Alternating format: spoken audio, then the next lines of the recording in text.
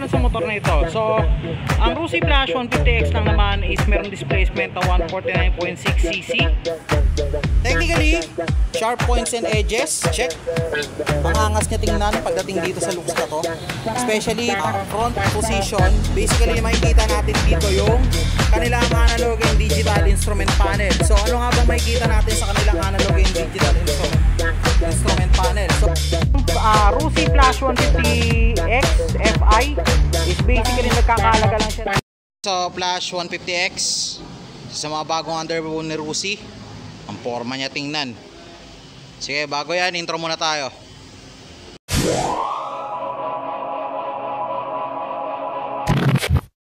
Si Flash 150X, so basically before natin simulan ikutin itong motor na to, magsimula muna tayo sa technical specs ng underbone bike na ito. So ano nga bang meron sa motor na ito? So ang Rusi Flash 150X lang naman is meron displacement na 149.6cc, then single cylinder, 4-stroke, dual overhead cam. Wow! So naka water cooling na rin ito, since na medyo mataas ang kanyang compression na maabot lang naman ng 11.3:1. Then also meron na rin itong 4 na valvula or naka 4 valves na rin ito. So meron itong max power na 16.76 horsepower at 9,500 RPM. Then also meron din itong max torque na 14.5 Newton meter at 8,000 RPM. So ngayon nasabi ko na lahat ng mga technical specifications ng motorsiklo na to. So subukan na natin yung ikutin lahat kung anong meron dito sa underbone bike na ito. So tara, pala muna tayo magsimula. Nakalimutan ko rin pala sabihin na ang motor na to, since underbone ito, is technically a naka manual transmission na siya. So mamaya ipapakita ko sa inyo lahat dito banda sa may front kung yung kanyang design, pati na rin yung kanyang engine kung totosin. Ito, mai-discuss natin yan later. So yun, proceed na tayo. So technically, sharp points and edges, check. Ang angas niya tingnan pagdating dito sa looks na to. Especially bumagay rin sa kanya yung color, nagko-complement yung color ng yellow, white, tsaka ng black. And at the same time, napaka-pogi nung motorsiklo na to. So yun, so checkin natin yung kanyang headlight. So based dito sa pagkakaalam ko na yung headlight niya na to is naka pure LED light na rin ito. At the same time kasama na rin ng ilaw dito sa baba. Ayan. So magkabila yan. Nakapareho na naka pure LED yan pareho. Then yung gloss finish niya is sobrang ganda rin. At the same time pati itong pagkaka-matte finish dito sa pinaka front visor niya na which is ayan, bumagay lang sa aesthetic ng motor na ito. So, sa baba, ayan. Dito sa bandang baba ng front section niya is basically ang makikita natin dito is unang-una is yung kanyang telescopic port, which is better. Yung kanyang air vents for the aerodynamics. So, isa din to sa nagpapogi sa motorsiklo na to. Then at the same time yung kanyang gulong. So kagandahan nito mga dre is naka-mags na rin siya. Then also naka-disc brake na rin, na meron din naka-attach na speedometer sensor dito. So ang gamit pala nilang dulong dito is naka-commuter tire, which is meron siyang size na 90 by 80 by 14 sa harap or ito mismo sa front. Then may kalakayan na rin to kung totoosin. Then also naka-single caliper na rin ang kanyang naka-single piston caliper na rin pala ang kanyang brake kung totosin dito sa part na to. Bukod pa doon, may napansin pa ako dito, which is yung fender nila haba, extended, which is napakalaking tulong nito na mailesen yung yung pagpasok ng dumi or ng dirt dito mismo sa loob ng engine room. So kung mapapansin nyo, wala lang kasi masyadong lighting tong camera ko. May radiator na dito siya sa ilalim. So for water cooling purposes on na rin to sa pagkakataon to. So yan, napakaganda rin. Okay, so punta tayo dito sa may bandang front. So technically dito mismo sa front, sa may side ng riders,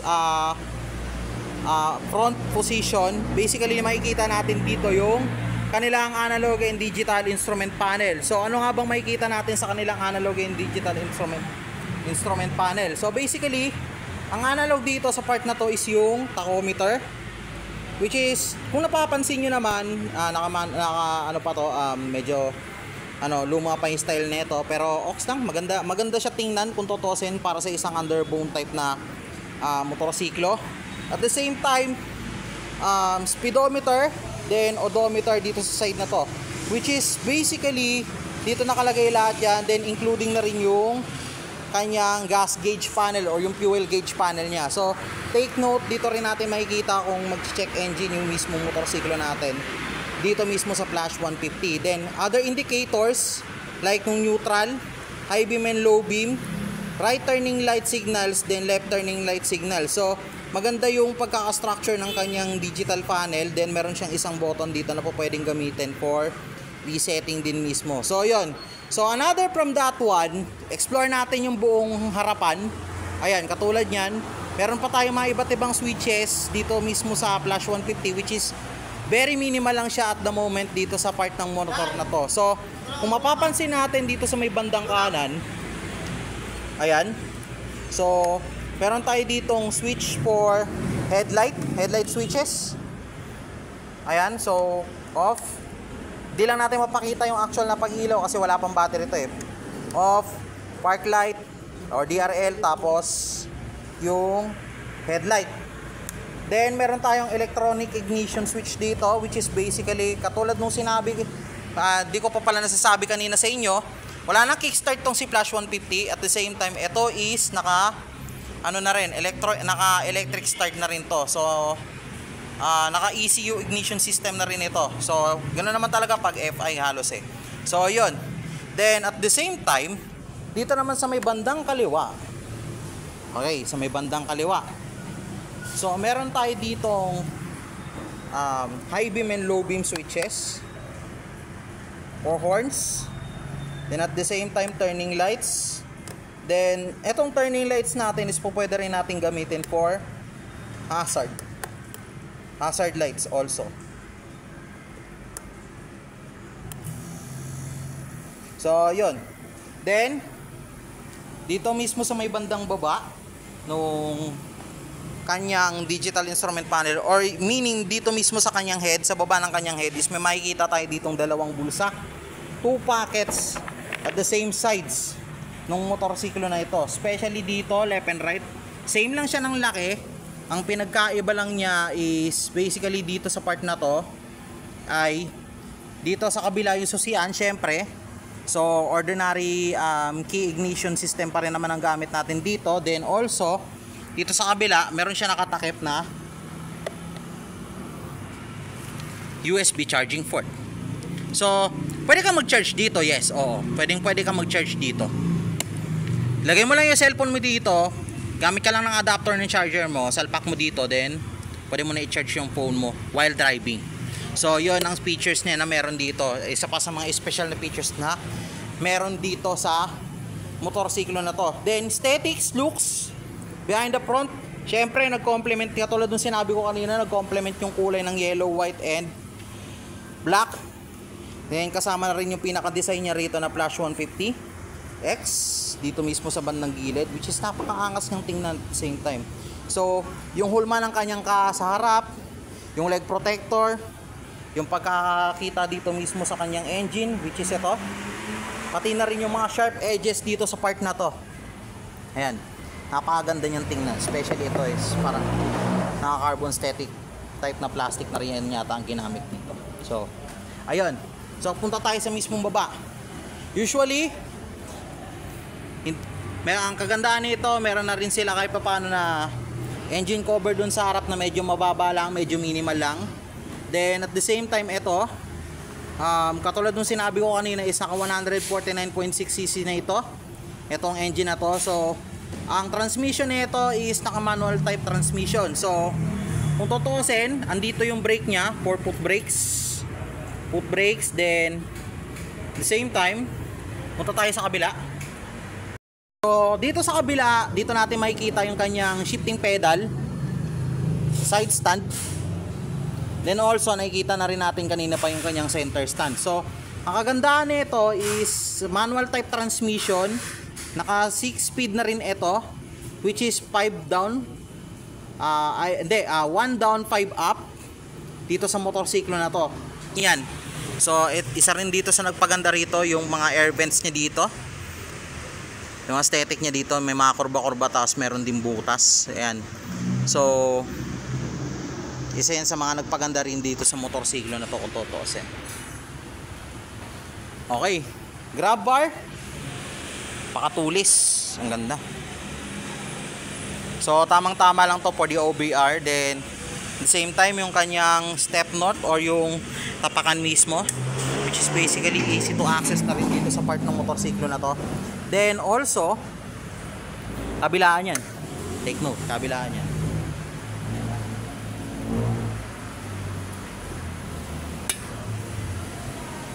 Yan. Then dito sa part na to is naka single shock suspension rin siya.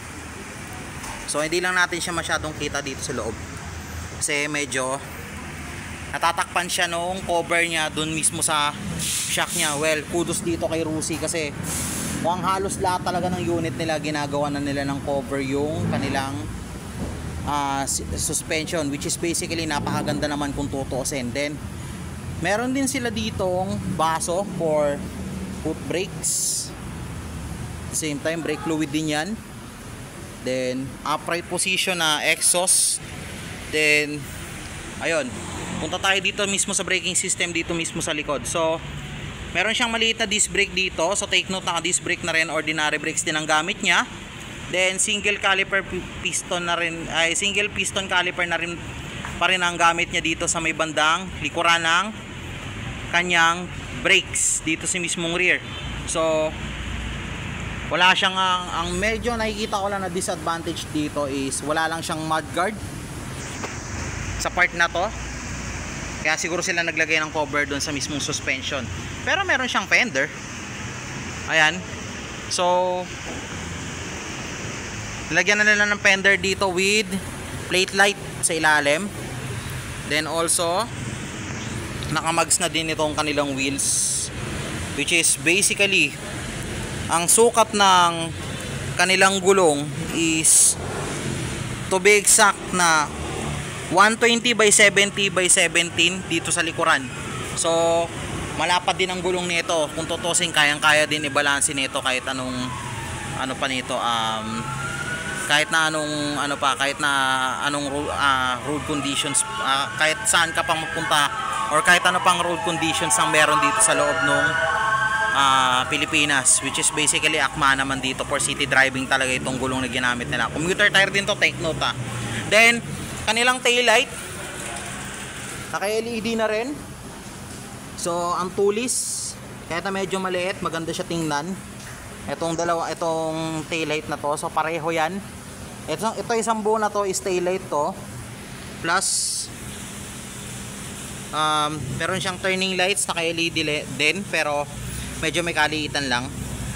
Pero all goods naman, gumaganda naman din sa aesthetic niya. Plus ito pa, ang kagandahan kasi dito na rin natin po pwedeng buksan yung compartment natin gamit yung susi na meron tayo. So dito na siya sa may bandang likod. Yun nga lang, tingnan nga natin kung hindi natin mabuksan yung kanyang compartment sa ngayon. Gawa nga ng medyo naka-lock ito. Then at the same time, hindi pa natin pwede buksan. So yun. So sa ngayon, kailangan nating malaman or try muna natin sakyan itong motorsiklo na to kung aabot ba to sa height ng 5'5", or kung maaabot ko ba itong motor na to, or kakayanin ba ng isang Asian standard height yung motorsiklo na ito. So ayun. Okay, so testing na natin. Tanggalin muna natin sa pagkaka-center stand pansamantala. Sana wala akong mabakya. Okay. So wow. Okay, so medyo mababa ang seat height na ito. So kung tutusin ko, nakikita nyo hindi lang yung katito. So kaya naman i-manage ito. So, siguro papayat pa ng hita ako ng konti. Maabot ko pa siguro to. Yung mapaplatform ko pa to ng motor na to. So, same lang din, katulad lang din ng riding position, naka-upright. So, upright, medyo komportable ako kahit paano. Then, at the same time, yung front. Same lang din yung pagkakagamit ko dun sa switch mono 125 ko. Then, same din sa Sniper 150 na na-try ko before. Same lang din, maganda. And at the same time, okay na okay siya para sa akin. So, kaya-kaya nito yung Asian height, especially pag 5'5 ka. Yun, so try nyo na lang din kung ano height nyo. Other specifications dito sa motor na to, basically, since hindi natin mabuksan ang kanyang compartment, so sa ngayon, discuss ko na lang muna kung ilan nga ba yung fuel tank capacity na meron dito sa bike na ito. So basically ang fuel tank capacity nito is nasa 5.3 liters ang kabuang sukat ng gasolina na kaya nitong ikarga. Then at the same time meron itong fuel gas consumption habang bumabiyahe ka na at least 55.9 kilometers per liter. So basically hindi pa final yon. Bakit? Depende pa rin yan sa throttle habit na meron kayo as a rider. So kung sobra kayo makapit ng silinyador, well, usually, ang mangyayari talaga yan, malakas talaga kukonsumo ng gasolina ang motorsiklo na ito. Then, kung is just only a average lang ang ginagawa nyo na throttle habit, okay lang, masusunod natin yung actual na fuel tank consumption nito. So, yun. So, Rusi Flash 150X Fi is basically nagkakalaga lang siya ng 75,000 pesos. So kung kukunin nyo siya ng monthly installment, kailangan nyo lang mag-down ng, to be exact, 4,000 pesos. Then pwede nyo siyang hulugan ng 36 months ng at least 3,400. Then 24 months naman is 4,540. Then 12 months naman is 7,955. So take note, kagaya nung sinasabi ko palagi dati, kapag kay Rusi ka kumuha, and also tama din yung date kung kailan ka nagbabayad or eksakto ka sa date na pag nagbabayad, lagi kang may rebate na halagang 300 pesos sa kada hulog mo. So yun. So yun na lang muna mga dre. Yun na lang muna sa ngayon. Dito ko na muna tatapusin lahat dito sa video na to. So yun lang muna. Maraming salamat. Out.